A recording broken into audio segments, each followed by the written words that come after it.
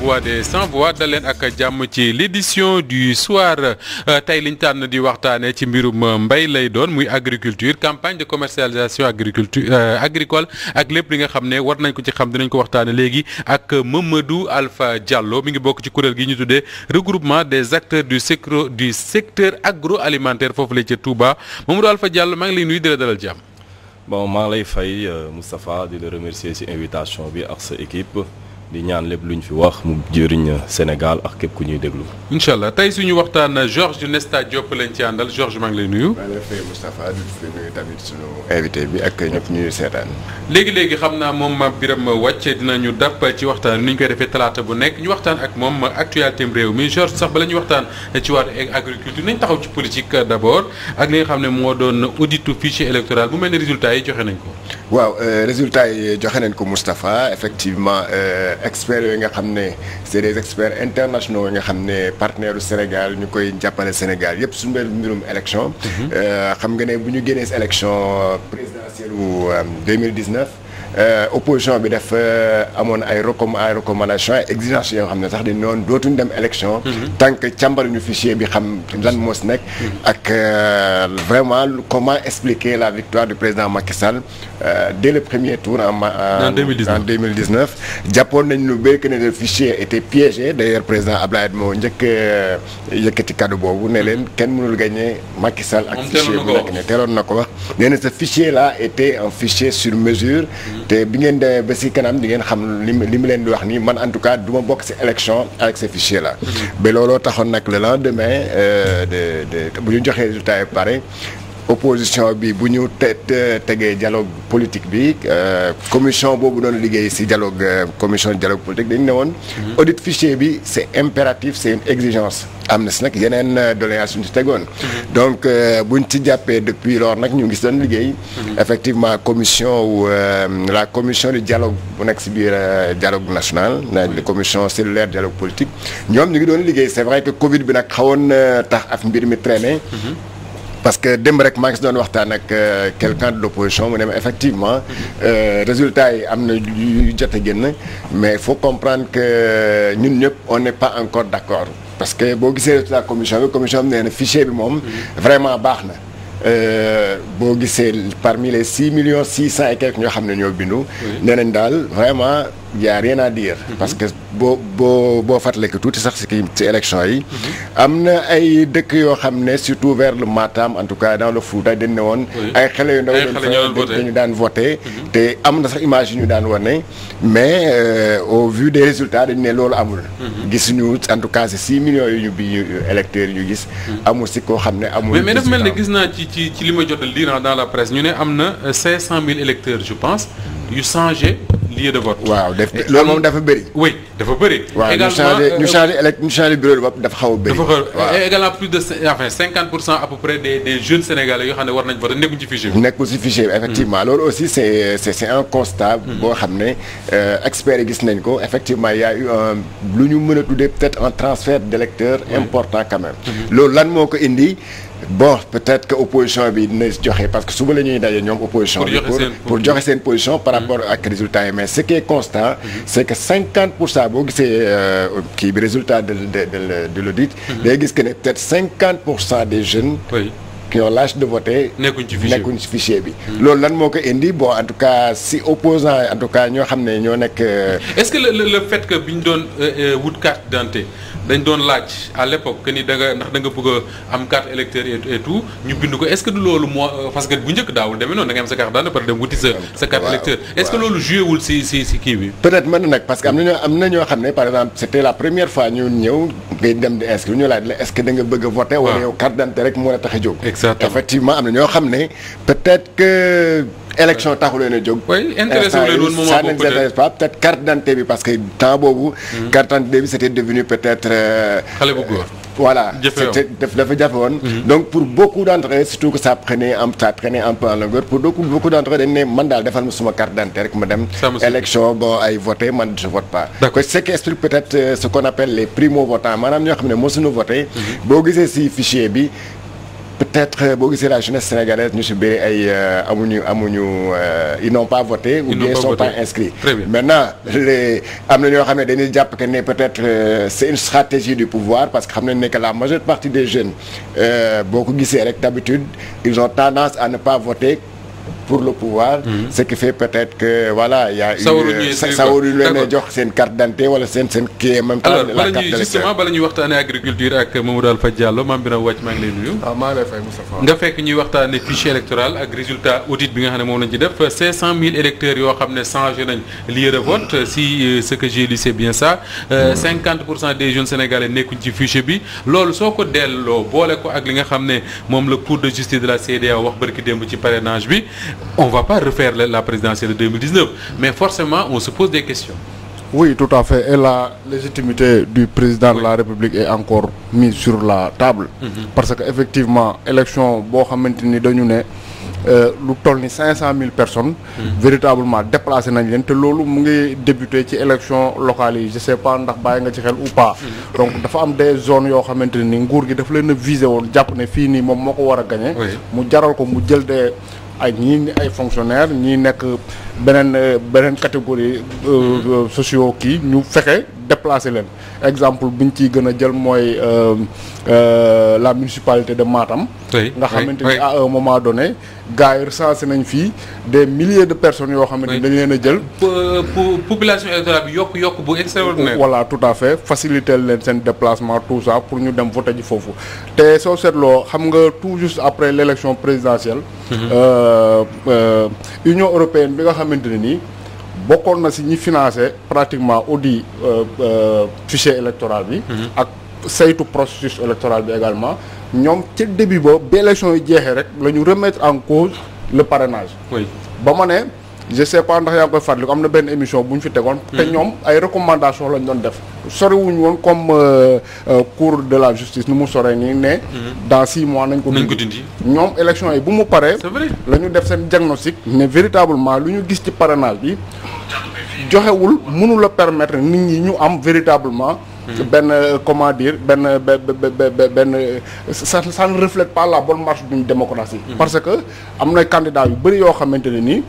budul loon système de parrainage bi doon nañu dem te jàpp nañ ne système de parrainage bi ni ñu ko tegee moo tax mu éliminer leen te loolu ça ne véritablement ça ne montre pas que démocratie am na.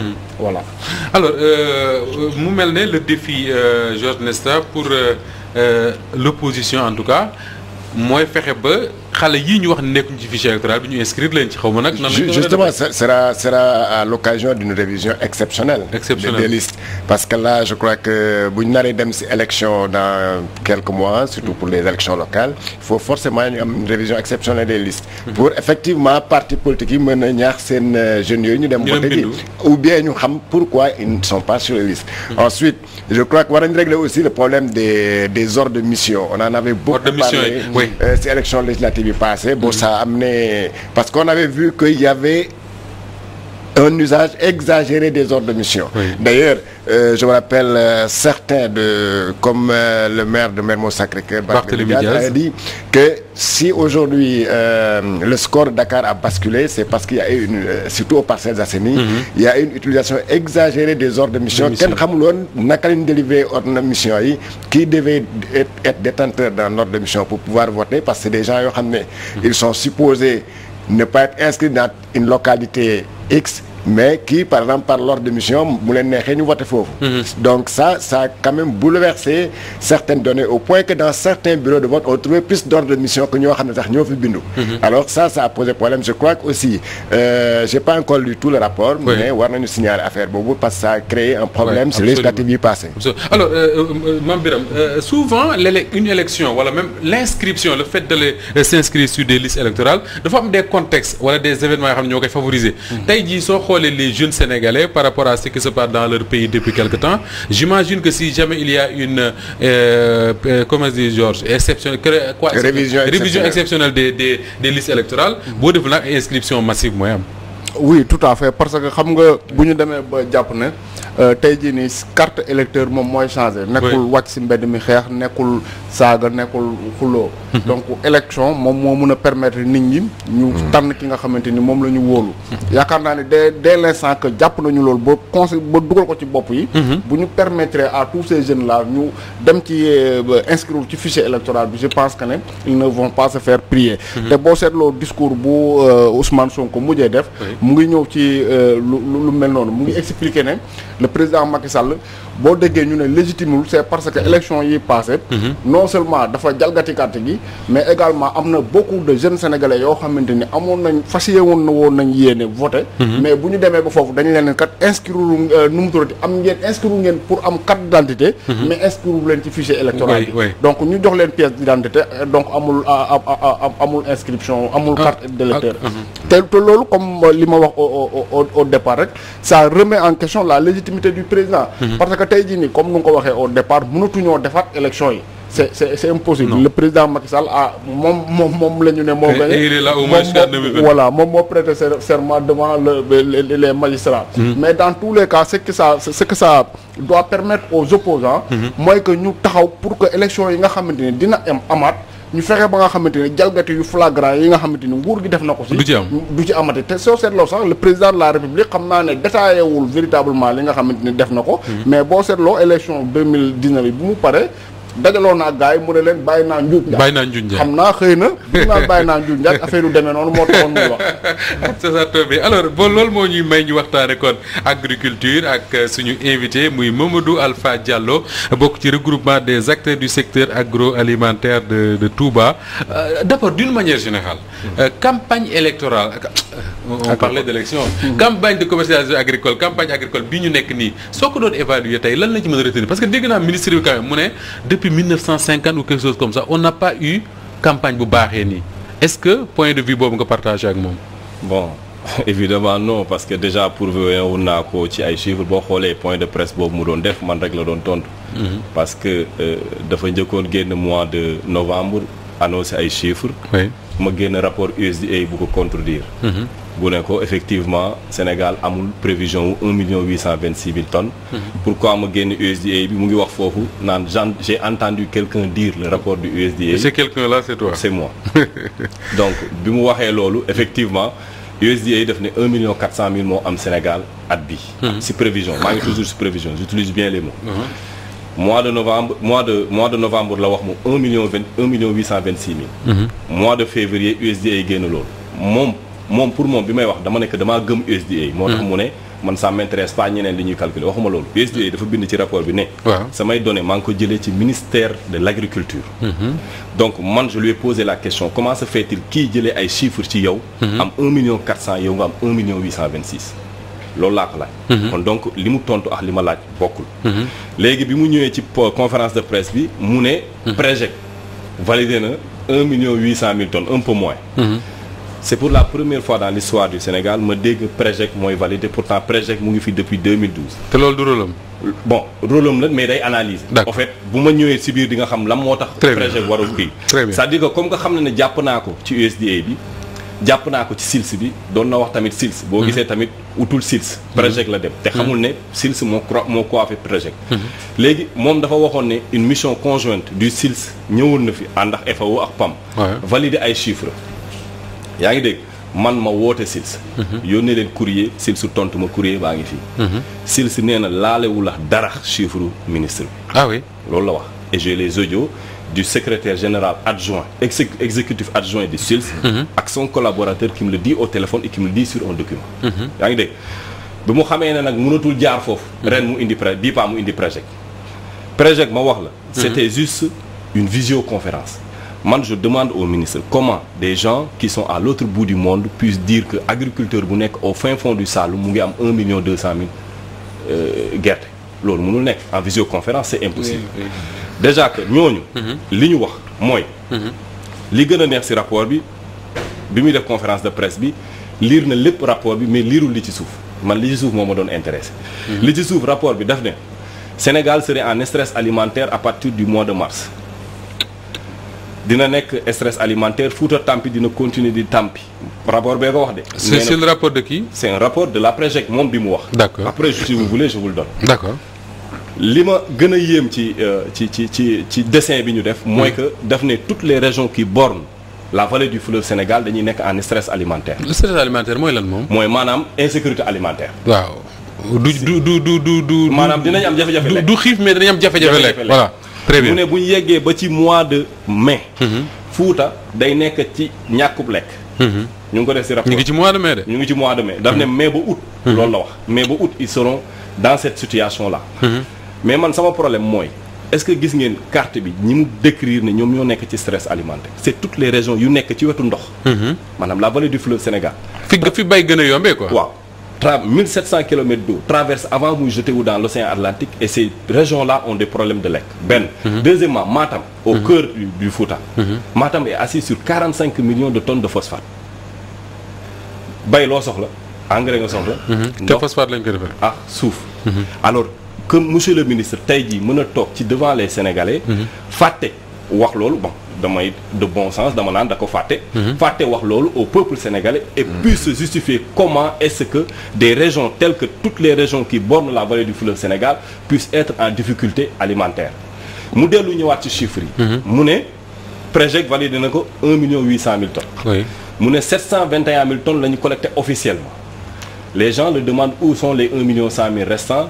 mu ne mu ngi ci diggante dëxin gerte caaf. c'est ses propres mots du samay wax. non c'est le ministre qui dit ça. moo wax loolu bu la neexee ma jox la audio yi. 1,1 million tonnes de ñu dëxin ko mu ngi gerte ci caaf diggante dëxin mbaxalu saalum ak gerte caaf. ak gerte caaf bi ñuy lekk. donc officiellement 700 000 tonnes lañ collecté. lañ collecté su fekkee ne loolu la wax. waaw 700 000 tonnes. 1,1 million yi Sénégalais yi ñoo ko lekk ci diggante boobu. cela veut dire que tonnage boobu. c'est le même tonnage que le Sénégal a besoin pour ceeb chaque année. kon cela veut dire que tey ku jënd kilo ceeb jënd nga kilo gerte en tout cas man sama kër musuma jënd kilo ceeb jënd kilo gerte. ben maintenant je reviens sur son chiffre 721 000 tonnes. et je dis ici que les 721 000 tonnes sont faux. wax naa ko keroog seen rajo bi le 22 avril. lu tax sont faux. le 12 avril. Segna mi nga xam ne moom mooy collecter les données de l'arachide du Sénégal. yónnee na ministre bi rapport ne ko gerte jeex na Sénégal bindal ko ne que le total c'est 653 000 tonnes. jàppal bu baax date yi ma lay wax. ne ko Sonacos mu ngi am 53 000 exportation yi ñu ngi ci 464 000 ainsi de suite ba keroog mu yegg 63 000. 653 000.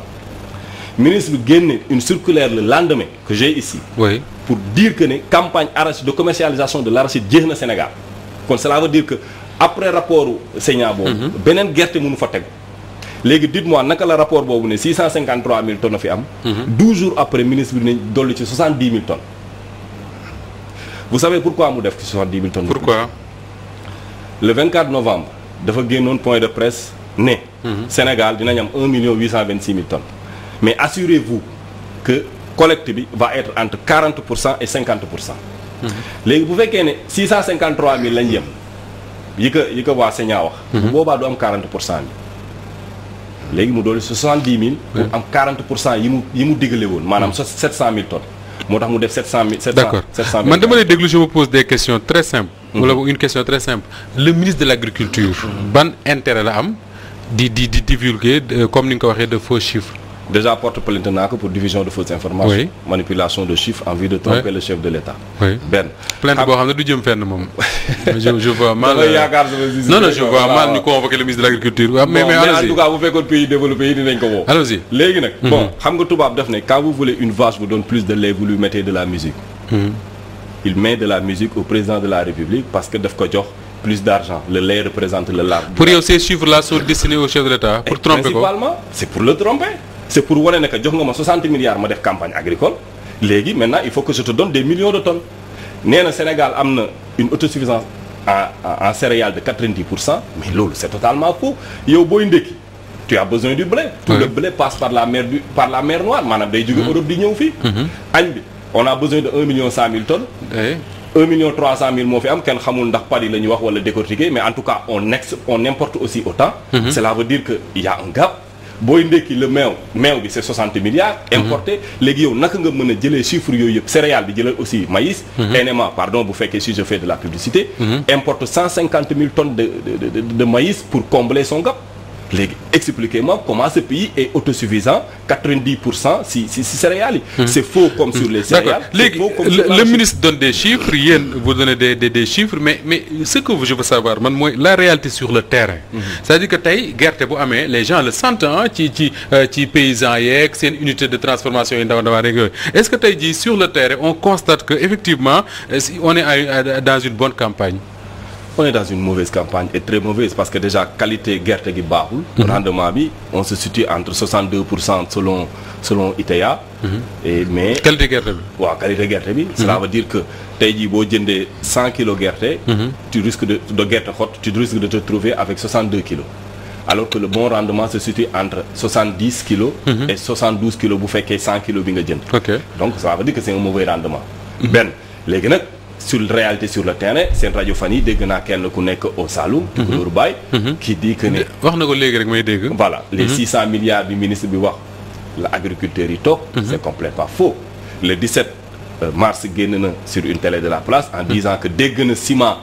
jeex na ci monde rural bi parce que engrangé nañ ne suffisamment d'argent. pour mën a tabax. Mais l'ironie du sort je l'ai démenti mais semaine bi ci topp ministre du commerce ñëw ci même télé bi même émission bi démentir ko. ne ko manquement boobu est dû à 3 choses. Première bi cimentier bu mag bi ci dëkk bi dafa paanoon. Janvier dafa amoon grève transport. En plus les émeutes du mois de mars.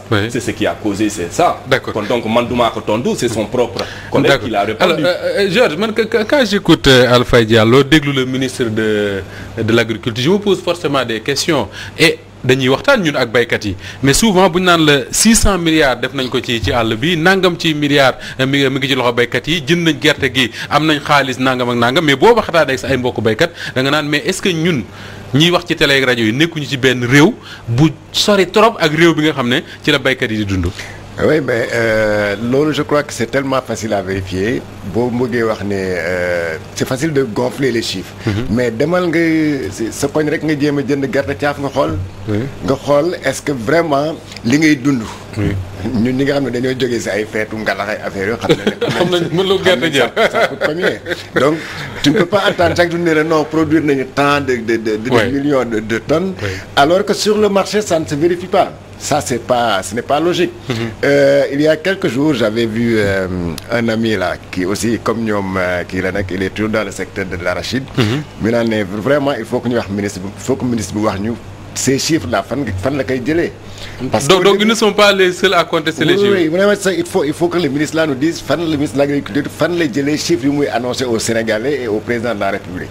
Xanaa peut-être que ce sont des chiffres yoo xam ne ça n'existe que dans sa tête. Parce qu'au début bi ñu lancé la campagne arachidière il y a beaucoup de partenaires étrangers dañoo def la ruée ñëw au Sénégal pour pouvoir jënd. Mais quand ils sont arrivés ils se sont rendus compte que c'était pas du tout ça. mu ne y a des gens yoo xam ne ils sont rentrés bredouilles. Ils sont tournés bredouilles parce que gisuñu effectivement les graines qui devaient yu ñu war a jënd. te xam nga la loi de l'offre et de la demande. Le prix détermine la. Mais bien sûr bien sûr. Donc bu fekkoon ne loolu am na waxuma la sax les grands producteurs ak ñoo xam ne ñoo nekk dans le circuit. Mais même la vendeuse. gerte caaf mu nekk si koñ bi. wala ñoo xam ne ñooy def ay tigé affaires yooyu waroon nga booy demee yow toi l'acheteur waroon nga sentir ce niveau là waroon nga sentir que ne vraiment gerte am na si dëkk bi ça s'est répercuté sur le prix ça s'est répercuté même au niveau des huiliers et autres. Exactement. Mais ce n'est pas ça donc c'est comme si on était effectivement dans un autre Sénégal boo xam ne moom le ministre bi di wax c'est vrai que souvent c'est vrai que moom le ministre de l'agriculture il avait déjà ces chiffres avant sax récolte yu pare. Depuis taw bu mu commencé dañ ne non nous allons vers une production record. Donc ils avaient déjà des chiffres. Donc kenn du ko ci génne ci record alors que voilà c'était des chiffres yoo xam ne daal xaw ma ban analyste wala ban programme daal moo leen jox seen chiffres yooyu parce que da doon taw ñu ne non cette année on ira vers des productions records mais production yooyu gisoo leen fenn. mais on retiendra Mame Birame Wathie que ni pour la première fois ñu gis une organisation quand même enfin je dis pas pour la première fois parce que wóoruma mais en tout cas c'est très rare une organisation porte plainte le ministre de l'agriculture pour disons diffusion de fausses nouvelles. Oui tout à fait man maa ngi koy doog a dégg même si il y a d'autres associations d'autres regroupements de paysans au moment de la campagne agricole ñu ngi doon soulever beaucoup de difficultés surtout par rapport au kilogramme d'arachide que le gouvernement avait fixé man je me rappelle j'avais fait ça une chronique là-dessus. Oui. Pour me poser la question de savoir pourquoi état bi profitowul ci campagne agricole bii nii pour permettre aux paysans un peu de se faire une santé financière. Parce que soo seetloo avec les dernières inondations là. inondations yi lu mu ñu won mooy que ndox mu bëri wàcc na Sénégal. oui oui waaw donc macha allah hivernage bi ça s'est très bien passé. léegi moom problème moo nekkoon que parce que les faux chiffres du ministre là nekkul moom moo ko njëkk a wax. y a l'ancien premier ministre Abdoul Mbaye qui lui-même a parlé de chiffres fictifs du ministre. wax ne 1 million et quelques tonnes yooyu muy wax noonu amul fenn foo xamante ni mun na ko fa la ko teg te mënu ko justifier. pour en revenir au prix du kilogramme d'arachide. dama ne campagne agricole bii passé nii. waroon na mun a permettre état bi véritablement mu gën a taxawal. les surtout ci contexte bi ñu nekkoon ah. voilà ci contexte bi ñu nekk parce que xam nga Moustapha li xew mooy que.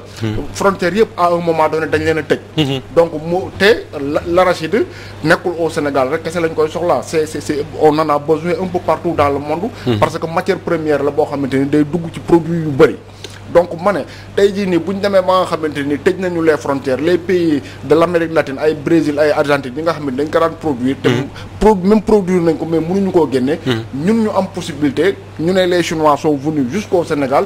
pour acheter jusque dans les champs. voilà juste dans les champs pour acheter la graine d'arachide le gouvernement mu ne. moom day yokk 30 francs ci kilo d'arachide boo importé en guise de taxe. loolu pour décourager d'une part les Chinois. mais d'autre part tamit mu fixer le prix du kilogramme d'arachide à un prix modique. loo xamante ni véritablement paysans yi ñoom bu ñu ko jaayee du ñu ci génn te. Chinois yi nga xamante ni bu leen état bi jéemul woon a décourager ñoom il proposait à un moment donné même jusqu'à 300 400 francs. mais dem nañ ba 415 francs man ki ma ci am na ku ma joxal ne 415 francs fay nañ ko. et Moustapha c'est le prix qui se pratique dans la sous-région boo demee ay Gambie. waaw c'est vrai man sama chronique boobu mooy def j'avais fait des recherches pour voir que effectivement ils sont à 400. voilà dans la sous-région Sénégal moo ci gën a ndawle le prix du kilogramme d'arachide te loolu état bi moo ko fixé. ça pose problème. Voilà. D'accord alors c'est vrai la plainte mais boo demee par exemple dëkk bu mel ne Touba. y a beaucoup d'huiliers là-bas dañu miin également dañu am ay unités de transformation ak nu mu mënti toll est-ce que tey les chiffres que donne le ministre ak yéen yi ngeen di joxe soo demee foofu ci zone da ngay gis ne les machines tournent comme on dit wala boog ça ne marche pas parce que gerte gi amul. depuis bi mu fi ñëwee 2019. benn usine Sénégal buy defar diwlin defal. vous n'avez pas un problème avec le ministre là. non du problème non xam nga déedéet. déggoon naa ko parce que fi ma koy koñe dafa bëri moom danaa mathématicien la man tamit aussi je suis un élève de la série S. donc déterminer na agriculture Sénégal par rapport à une proportion de 63 000. exploitation yi muy vérifié par 52 agents. nee na prouvé naa ko seetaan na ko. mathématiquement c'était impossible pour 2 mois. donc loolu du ma si tardé donc maintenant pour Touba. ma ne du Touba rek gis nga Touba ak kulli huilier biir Sénégal. depuis bi fi ministre bi nekkee 2019 ba léegi amul ku fi defar centilitres d'huile. ah oui centilitres d'huile. pourtant le ministre il est dans un département qu'il connaît quand même. non il ne connaît pas comment il connaît le département c'est un mathématicien. oui mais c'est pas la première fois ñu koy dégg ci mel noonu man quand je l'entends parler d'agriculture et tout moi j'ai l'impression d'avoir devant moi quelqu'un qui s'y connaît. loolu mooy problème bi parce que point de presse bi passé bi ñu def. oui bi mu ñëwee journaliste yëpp bi ñu ko posé question yëpp a nuroo moo tax da ko résumé bi muy tontu waxul damay tontu kii ne je vais résumer vos réponses parce que y avait pas de la. parce que ñoom ñëpp ak mën a yem quoi. comprendre fi ma toogoon maa ngi bax. je pouvais le relancer beaucoup de fois. Oui. Et dama koy dugal ci kàmb gi wax parce que c'est pas les bons chiffres qu'il a. Imaginez aujourd'hui Sonacos 1500 emplois. Copéol waxuma la. Je vous donne les données de l'ANSD. Dans le bassin arachidier il y a 9000 personnes qui dépendent de la chaîne de valeur. 9000 9000 ministre bi depuis bi mu ñëwee ba léegi rey na fait du bon travail. léegi nii dégg naa kii. waaw nee na. ministre bi. def na nu ñu koy waxati comment dirais-je les Chinois. 30 francs sur l'exportation. jour boobu bi passé nee na c'est pour la première fois dans l'histoire du pays que le ministre ait mis 30 francs. xam nga bii passé dama ko génneloon décret de loi bi wane ne ko vous êtes pas le premier Abdoulaye Seck defoon na ko. ak 40 francs sur l'arachide décortiqué 15 francs sur l'arachide non décortiqué bii mu génne ne non voté woon nañ loi bi mais c'était pas effectif. bon lii c'est un note de service de la douane. buy wane ne effectivement c'était effectif en 2017. 2017 déjà. 2017 kon donc c'était pas sur lui que c'est effectif benn ci plainte bi j'avais dit que on a un ministre de la République de l'agriculture hors la loi. Pourquoi benn kii léegi nee na chinois yi dañuy dem bord champ. oui. moom ci boppam bind na ab circulaire bu ñu tuddee 00938 du 20 novembre 2020. moom. mu ngi tere nee na kenn mënul jënd gerte fenn Sénégal fu dul ci point de collecte bu saignant validé. exactement kon cela veut dire que le chinois s'il va bu demee ci terrain bi. il viole la propre réglementation. moom xam na ko deful dara. article 8 de la constitution. me donne la liberté d'entreprendre. j'entreprends ministre bi yàq personne ne dit rien. nu ngi ko yàqee. mais j'avais 50 employés depuis 2 ans je travaille plus. mais est-ce que responsabilité ministre bi la. waaw mais bu fekkee ci le code des investissements bi ma dugal Sénégal pour ma ñëw investir Sénégal. le code des investissements def ne ma. ñëwal ma defal la suspension des taxes nga créer emploi mais ci biir code des investissements toujours mu ne. vous aurez accès à la matière première. ok waaw léegi bu ma jotul matière première bi nu may liggéey du dëgg ñu dellu ci article constitution toujours 25-1 nee na les ressources du pays devraient retourner d'abord aux Sénégalais. oui. léegi nag na ma ministre bi expliquer comment il peut expliquer que les exportations mën a yegg à 400 bon moom nee na 518 000 nañ jël ay chiffres am 518 000. huiliers yu dëkk bi nekk ci 83 000. Sonacos 53 huiliers yu dëkk 83 000 rek ngeen am ci gerte te ñoom ñëpp kese te ñoom ñëpp nee nañ duñ ko def diwlin parce que 83 000 tonnes. tonnes waaw 83 000 tonnes c'est ridicule. c'est ridicule. loolu moom moo fi nekk léegi. comparé aux 500 000 tonnes qui ont été exportées. waaw kay comparé loolu. léegi nag xam nga foofu réalité manifeste d'une ségrégation mu ngi foofu. léegi nag nga jël ñooñu nee nañ ñoom loolu mënuñu ko. est-ce que 83 000 Sonacos ci lay dugg. waaw Sonacos 53 000 Sonacos mu ngi fi. 18 000 Copéol 7 500. mais c'est ridicule comme dit Mame Birame. est-ce que juumuloo parce que les besoins de la Sonacos. oui c'est 360 000. non c'était entre 200 000 et 400 000 tonnes. non capacité de collecte Sonacos 360 000 tonnes la. 360 000 tonnes léegi capacité de collecte ak li ñu mën a liggéeyee bokkul. waaw léegi ñoom nag soxla nañ 260 000. waaw wala 250 000 pour liggéey. léegi Fada am na 53 000. nee na moom mënul liggéey ci loolu. li mu koy def nee na da koy jaayaat chinois yi kon cela veut dire que l'exportation 518 000 yooyu va augmenter. Sonacos day jaay chinois yi. da koy jaayaat. mais c'est grave. j'ai circulaire bu koy wane Sonacos Fada wax na ko keroog à la télévision nee na ko dama koy une partie dama koy jaayaat.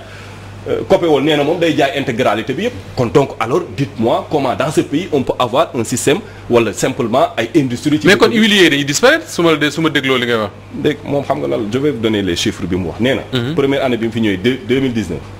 ñun ñu ngi woon ci collecte 3%. année bi ñu ngi ci 13. cela veut dire une augmentation de 10%. ça veut dire que bu ñu toppee rythme bi usines yëpp dañuy tëj 7 ans. pour door a am capacité bii war pour ñu door a commencer dëwlin ça veut dire que man mën naa tëj sama usine. fii ak 7 ans laay am capacité bi ma war pour mën a defar dëwlin avec ce ministre. est-ce que vous comprenez voilà la réalité du terrain. alors une réalité quand même oui Mame Birame te leneen lu lay won ne vraiment le ministre là ce n'est pas l'homme qu'il faut à la place qu'il faut xam nga en 2015. le président Macky Sall dafa waxoon ne. autosuffisance en riz Sénégal daf koy atteindre en 2017. oui n'est-ce pas. ñu ñëw ba 2017 ñu ne gis nañu ne daal. mënul nekk parce que nu mu turati les moyens qui auraient dû être déployés dans la vallée notamment amuñu. ñu ne léegi dañ koy fixer en 2019 yow Moustapha gis nga dernièrement bu ñu ne. les populations on va acheter des vivres yu ñu leen yóbbul. lan la ñu def ils ont appelé des gens yoo xamante ni ils ont commandé depuis l'extérieur des tonnes de riz indil ko Sénégal moom la ñu distribuer ci aide bi. ci aide bi n'est-ce pas. donc un ministre qui dit xam nga yow bu nekkee da nga jox ay échéances yu leer. nga ne 2017. lii dina am. oui dafa 2017 boobu ñëw loolu amul. nga ne 2019 boobu ñu ñëw loolu amul. ñu ñëw ba 2020 ci la Covid bi am ci la ñu soxla vivre pour dimbale les populations. Le Sénégal est obligé d'aller à l'étranger pour acheter des milliers de tonnes. c'est un vrai problème c'est un vrai problème. c'est un problème. c'est un vrai problème alors Georges mu mel ne kon ñun ñi nga xam ne très souvent dañuy dégg ñu naan wey nañu fexe xale yi ne ci Ndakaaru ñu dem dellu ci suuf si bay suñu déggee li kii di wax nii on se dit également que ni c'est de l'utopie que d'espérer que les jeunes là dem ci àll bi. je crois que le secteur agricole mooy secteur bu gën a bëri problème boo gënee njàng meek santé bi secteur agricole bokk na secteur bu gën a am problème. bu gën a bëri problème. te moo war a dundal réew mi am moo war a dundal réew mi. Aucun pays ne peut se développer sans l'agriculture. D'ailleurs bu ñuy wax emploi des jeunes lan lañ ci wax si mbéy ma la ñu yaakaar. pour mën a parce que c'est seul le secteur agricole moo mën a résorber une une capacité de résolution extraordinaire au niveau du chômage.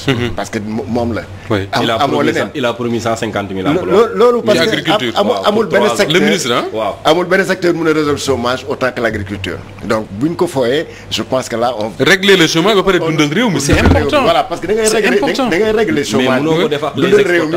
oui. atteindre l'autosuffisance alimentaire. comme ni ñu ko doon waxee quand il s'est agi ici ñu ne dañuy Covid bi dañuy jox Sénégalais yi ceeb ak diwlin ak xawma ay. quelque chose comme ça. loo gis ay importation nga gis. yu bëree bëri. mais là ce n'est pas normal. alors que nee nañu on a atteint des productions records donc on n'était pas. est-ce que xam nga bi ñuy importer également il y avait du riz à Richard Toll dans la zone là il y avait du riz pendant ce temps là qu'on importait jël ay bateau di leen indi. oui dem stocker leen fii au port Dakar il y avait du riz voilà effectivement. mais bien sûr te kenn mënu leen jënd. waaw donc le problème. je crois que c'est tout le problème de l'agriculture de l'arachide. je crois que Moustapha Cissé Lo laal na ko fii à l'Assemblée nationale. dañuy ñëw di joxe les mille. des 400 000 tonnes à diw jox député bi 4 000 tonnes jox kii 4 d'ailleurs cité na ay tour donc alors boo bàyyee les vrais acteurs. oui mais est-ce que loolu mooy finalement mooy fausser les résultats les chiffres. c'est-à-dire que on dit jox nañ nangam à Diallo nangam à Georges nangam à Mame Birame tout à fait que ñaar ñi ñëpp duñu ay béykat kii rek mooy béykat ça fausse tout. duñu ay béykat Moussa Sène wax na ko da ngay jox kii député bi nga jox ko 4 000 tonnes diw nga jox ko 4 000 tonnes diw nga jox ko 3 000 tonnes daaw xaw ma 200 000 tonnes la wax mais loolu yëpp nag alors que da nga bàyyi ñoo xam ne mbay mooy seen liggéey mooy seen métier moom lañu xam. ñooñu une personne congre lañ siy jot sinon même le matériel agricole c'est la même chose. donc comment voulez-vous que c'est pas possible mi développer au Mame Birame très rapidement avant ñuy conclure ak Diallo. waaw maa ngi doon lire lii nu mu durati semence yi nga xam parce que monsieur muy wax tout à l'heure que ne pour nga bay soxla nga suuf su baax. soxla nga ndox mais soxla nga tamit engrais. ñu ne ak semence. ñu ne Moustapha Cissé Lo taxaw na. kaas ne dañu détourné nu mu tuddati semence yi yaa xam mbay mu weddi ko def sorti ne cette année ci Moustapha Cissé Lo a bénéficié de 4100 tonnes de semence léegi problème bi am mooy que bu ñu demee ba nga xamante ni semence boobu nga ne waroon na yegg ci paysans yi ñoom ñoo war a béy pour permettre au Sénégal mu atteindre autosuffisance alimentaire bu ko les politiciens yi buñ ci politiciens yi amee accès am possibilité di ko détourner mais il va sans dire que ne autosuffisance bi ñuy wax ci gént rek lay doon. Alpha Diallo waxtu bi jeex na tàkk mais le dernier mot rek porté ngeen plainte wax naa la sànq ne la yaakaar ji bëriwul mais qu'est-ce qu'il faut faire tey pour éviter justement que ni ces unités de transformation la ak béykat yi nga xam ne amuñu sax doole am unité de transformation ñu bañ a naxasaay.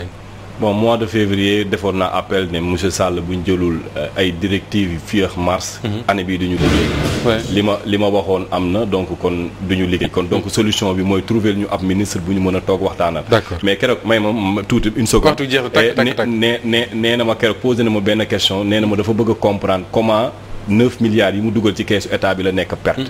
comme nag c'est un faux mathématicien dinaa ko jàngal léegi 15 milliards. la ñu subventionné gerte gi. pour gerte Sénégal taxaw. bu fekkee ne 15 milliards yooyu génn nañ la majeure partie boo dugalee 9 milliards 15 moins 15 milliards plus 9 milliards égale moins 6 milliards. kon donc moom il a fait perdre l'État du Sénégal moins 6 milliards plus les chiffres d'affaires de tous les huiliers du pays. grand merci Mamadou Alpha Diallo Georges Malick gërëm baax di gërëm Mame Birame Wathie mbokk yi jërë ngeen jëf ci ànd bi ak Walf TV ba suba ak jàmm incha allah.